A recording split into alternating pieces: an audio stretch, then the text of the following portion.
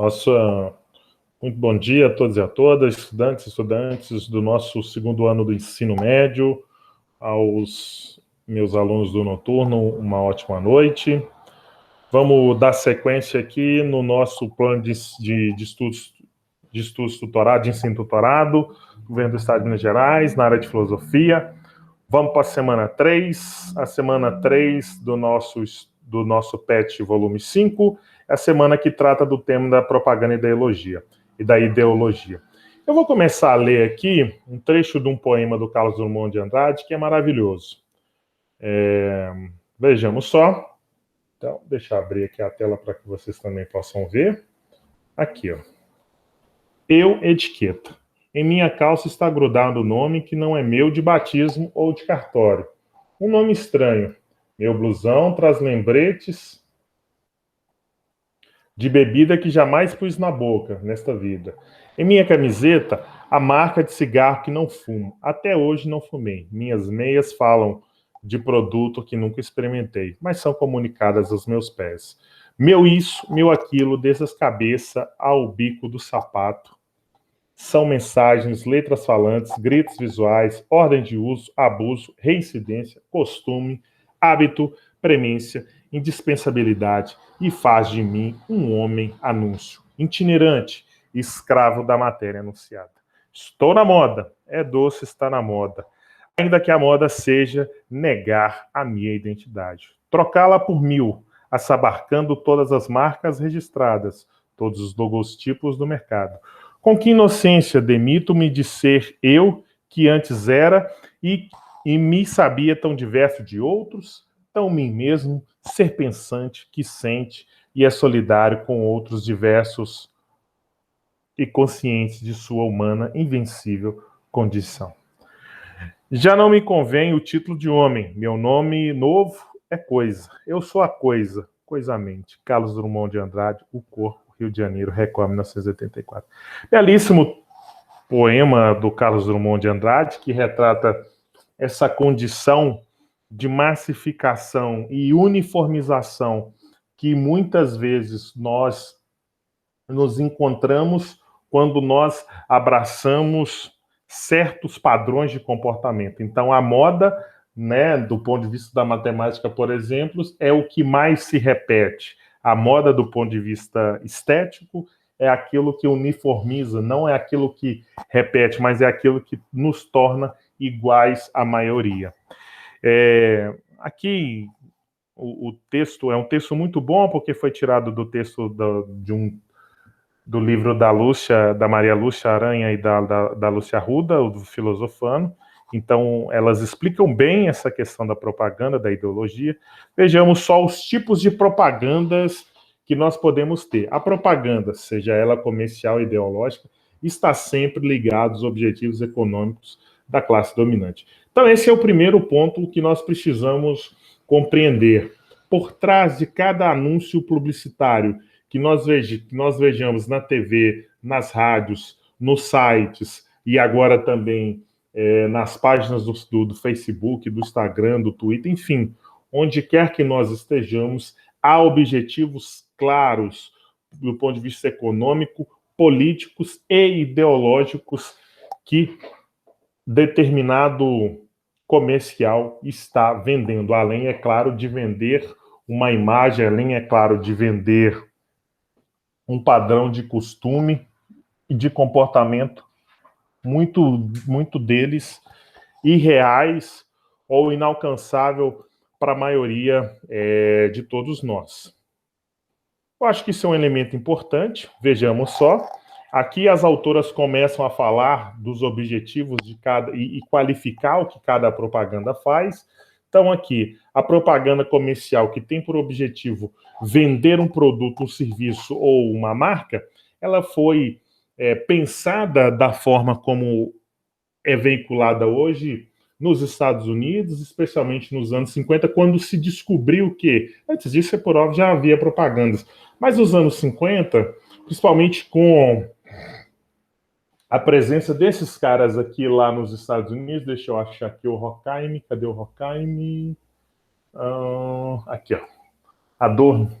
Com a presença do Adorno e do Horkheim, com a turma que escreveu a Dialética do Esclarecimento, esse texto aqui também, eles trabalham com grupos focais, com entrevistas tanto focais quanto entrevistas mais amplas, né? Entrevistas focais, entrevistas e pesquisa, enfim, fazem pesquisa também sobre o padrão de comportamento. É importante dizer que começou-se a perceber que as razões às quais muitas pessoas, a maioria das pessoas compram as coisas, não estão relacionadas a necessidades prementes, vamos dizer assim, a necessidades urgentes, ou a necessidade de toda sorte, mas sim a comportamentos emocionais, muitos deles até irracionais. Se vocês repararem, todas as vezes que você for a um shopping center ou uma loja, a maioria, os shoppings, por exemplo, nunca tem relógio. Por quê? Porque as pessoas precisam esquecer do tempo. E se as pessoas esquecem do tempo, de outros afazeres, elas acabam gastando muito mais do que deveriam. Entre esses fatores irracionais que eu mencionei aqui, estão, por exemplo, necessidade de aspirações da imagem.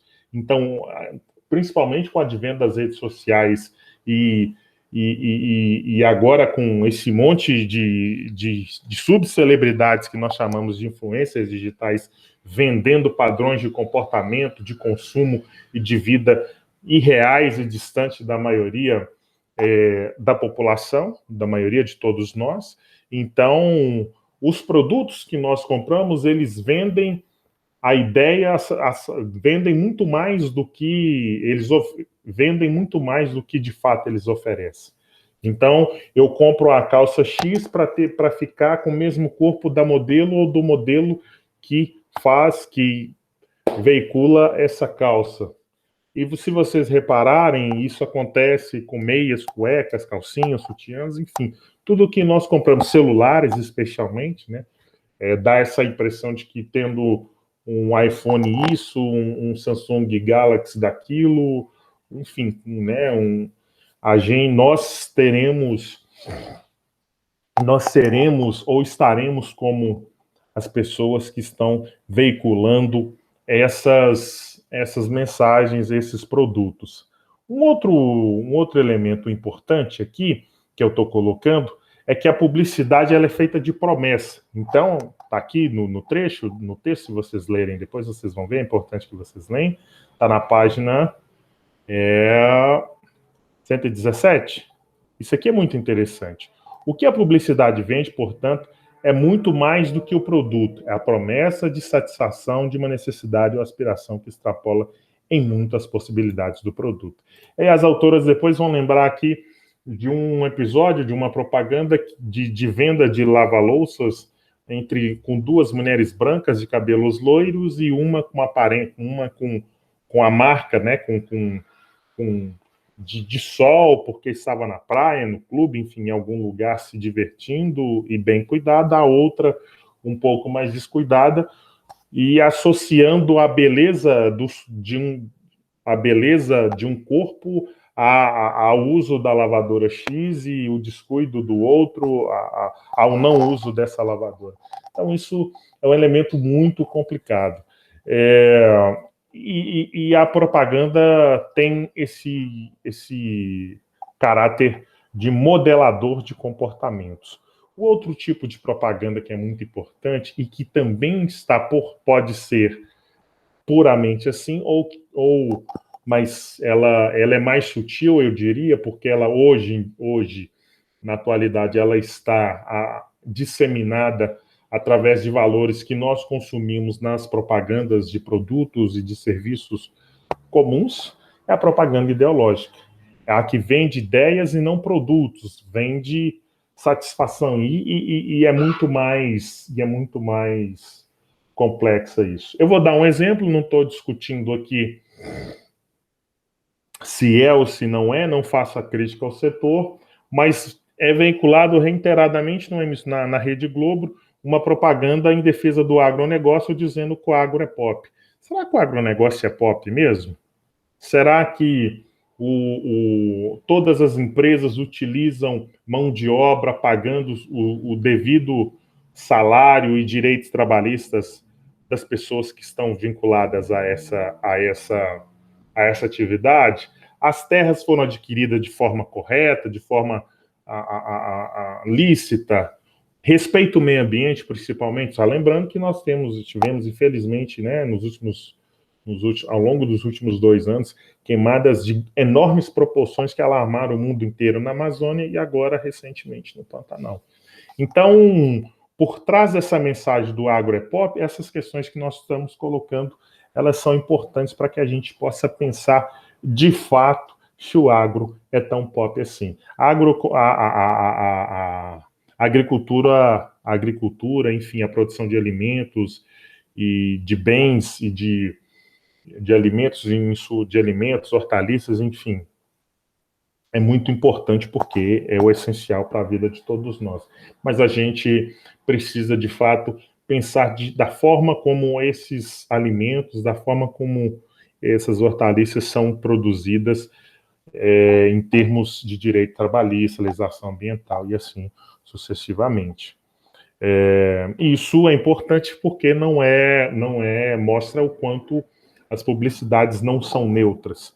As autoras avançam e dão um outro exemplo aqui muito interessante em relação a uma greve de professores que ocorreu em 1979. Eu não era nascido, eu nasci em 86, mas sei, né, que houve greve nesse ano, até porque 79 foi um ano de greves no Brasil inteiro, de diversos setores, a retomada do movimento sindical, do novo sindicalismo que surgia no ABC paulista, né, a partir da greve da Scania em 78. Mas é importante aqui a gente mencionar, porque se vocês que estão me ouvindo, estão me vendo, eu como professor da rede pública aqui do Estado, e muitas vezes, ao longo dos últimos anos, a nossa categoria, não só em Minas, mas no Brasil inteiro, tem utilizado do instrumento da greve como um instrumento de pressão para chamar a atenção dos respectivos governos estaduais, dos respectivos chefes do Poder Executivo e, sobretudo, da sociedade para o descaso e a falta de investimento cada vez maior nesse setor que é tão essencial para a nossa sociedade. Só relembrando os grandes atos em defesa da educação que aconteceram em 2019. Então, como é que geralmente as greves são veiculadas? As greves são veiculadas dizendo que os professores, os profissionais da área da educação, não são pessoas comprometidas com a respectiva educação, estão ali, muitas vezes, fazendo política dita partidária e não reivindicando melhorias para as condições de vida da categoria, do ensino e aprendizado. Enfim, nós somos transformados nos vilões da falta de aula, do fato de que as crianças, adolescentes, jovens ficam em casa por 1 mês, né, às vezes até 2 meses, em função das nossas paralisações, das nossas greves. Mas a sociedade precisa, sobretudo, entender que o nosso salário é um salário que é bastante defasado, nós temos uma responsabilidade muito grande, temos uma formação superior na enorme maioria dos casos, e que as nossas condições de trabalho e de valorização não condizem com aquilo que deveria ser o ambiente escolar. Então, nós, de fato, somos vítimas de um sistema que cada vez mais se desinteressa pela educação e pela valorização dos nossas crianças, da nossa juventude, de uma forma muito ampla. E isso tudo é feito a partir da inversão de valores e as propagandas ideológicas bem trabalhadas, hoje até com muito risco, porque você tem comunicação direta a partir de redes sociais, então grupos o que facilita a disseminação, sobretudo, de informações falsas e a mudança de opinião e a influência da opinião pública contrária de fato, aos interesses que é coletivo, que é social, de ter uma educação de qualidade gratuita e pública para todos. Por fim, eu acho que o texto aqui termina de uma maneira muito interessante, que ele nos lembra o seguinte: olha, assim é preciso que sejamos sempre atentos. É evidente que não vamos negar todas as informações que nos chegam, sejam sobre produto, serviço, seja sobre o mundo em geral. O importante é mantermos uma postura crítica, questionadora, comparando sempre as informações entre si, observando o que ocorre à nossa volta para podermos ter uma visão mais global dos fatos e, principalmente, o conhecimento da origem das ideias veiculadas pelos meios de comunicação de massa para descobrirmos a quem realmente ela serve. Ok? Então, eu gostei bastante desse texto. É um texto que foi tirado aí da obra lá do Filosofando, né, das autoras que eu já mencionei aqui. Está na página 116 e 117. Vamos fazer os exercícios, vejamos só. Questão 1, da página 118, está aqui. Os meios de comunicação podem contribuir para a resolução de problemas sociais, entre os quais a violência sexual infantil. Nesse sentido, a propaganda usa a metáfora do pesadelo para... Aí tem uma imagem aqui interessante, eu acho que vocês estão vendo, né? Para algumas crianças, o pesadelo chega antes do sono. Informar crianças vítimas de violência sexual sobre os perigos dessa parte contribuem para erradicá-la. Denunciar a ocorrência de abuso sexual contra meninas, com o objetivo de colocar criminosos na cadeia, dar a devida dimensão de que o abuso sexual para crianças, enfatizando a importância da denúncia, destacar que a violência sexual infantil predomina durante a noite, o que requer maior cuidado dos responsáveis nesse período. A propaganda aqui, ela por óbvio, né, denuncia qualquer caso de violência sexual infantil. Então, não, infelizmente, não só meninas são vítimas de violências sexuais, meninos também são vítimas. E o objetivo aqui da propaganda, né, é dizer que esses jovens e essas crianças podem ser vítimas a qualquer hora do dia. Então, ela está tentando fazer o quê? Letra C aqui, dar a devida dimensão do que é o abuso sexual para uma criança, enfatizando a importância da denúncia. Então,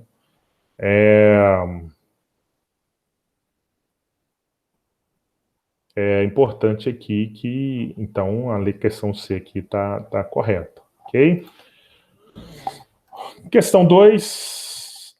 Ao circularem socialmente, os textos realizam-se como prática de linguagem, assumindo configurações específicas, formais e de conteúdo.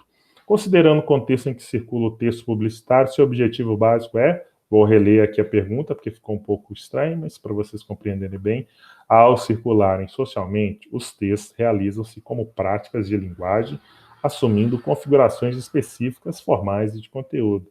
Considerando o contexto em que circula o texto publicitário, seu objetivo básico é influenciar o comportamento do leitor por meio de apelos que visam adesão ao consumo, definir regras de comportamento social pautadas no combate ao consumismo exagerado, definir a importância do conhecimento da informática para a população de baixo poder aquisitivo, facilitar o uso de equipamento de informática pelas classes sociais economicamente desfavorecidas. Aqui, essa alternativa aqui é muito óbvia, né?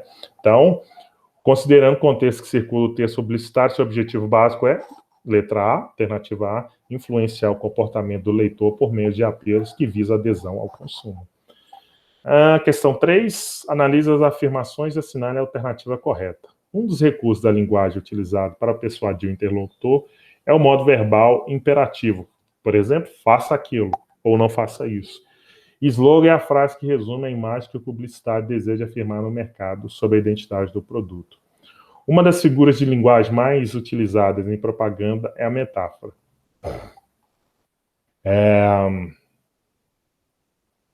Aí aqui perguntam qual tá certo. Todas as alternativas estão corretas. Então, na propaganda, o que a gente vê? Um dos recursos de linguagem utilizados para persuadir o consumidor, o interlocutor, é o modo verbal imperativo. Faça isso, não faça aquilo. Quase que eu derrubei meu fone aqui. Enfim. Slogan, de fato, é a frase que resume bem, né? Então, todo o produto tem algum slogan, alguma expressão associada a ele. E as metáforas são sempre associadas, né? Corpos das mulheres com bebidas, e essas metáforas, muitas delas machistas, como essa que eu citei agora, mas, enfim, são estratégias utilizadas ou que foram utilizadas pelas propagandas de uma forma muito geral, assim, ok? Então, mais uma vez eu agradeço, foi um prazer estar aqui com vocês, gostei muito da nossa aula e do que nós fizemos nessa terceira semana. Forte abraço e até o nosso quarto encontro.